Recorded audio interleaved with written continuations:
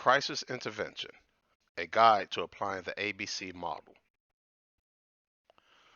October 1st, 2017, Stephen Paddock opened fire on a crowd of concertgoers as they enjoyed a concert featuring popular country and western acts at a music festival on Route 91. During the course of this mass shooting, 58 people were murdered and more than 420 persons were wounded.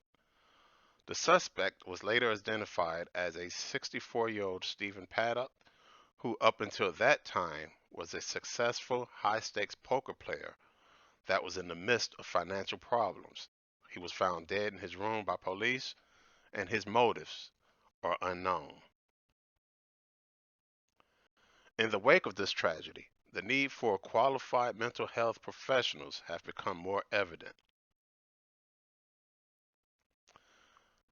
A person attempting to be a mental health professional will need to have attending skills.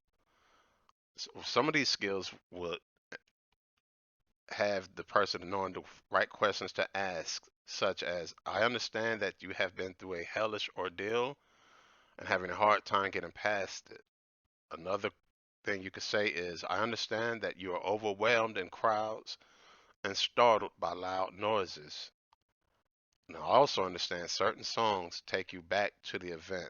The attending person would need to know the right questions to ask and the correct responses to those questions, to the answers that they receive. The precipitating event. The precipitating event would be what has brought on the stress in the first place. And this event, it was 1 minute you were having a good time, enjoying good music, and celebrating a joyous occasion with fellow concert goers, which was interrupted by an unspeakable horror that no one could have foreseen, and the person affected would have problems coping with that precipitating event. Coping skills are designed to find out what helps this particular individual copes best with what they've been through. So in this instance, I would have the person explain to me how you've been able to cope with the aftermath of this event. And if you could say anything to the gunman, what would that be? A lot of times, if a person is able to confront the person that is the cause of their problems, it helps them. But in this case, you could also use a proxy to have that person speak to. Or you could ask them, have you sought out other survivors and learned what helps them to cope? Because they've both been through the same ordeal and they will be able to help each other.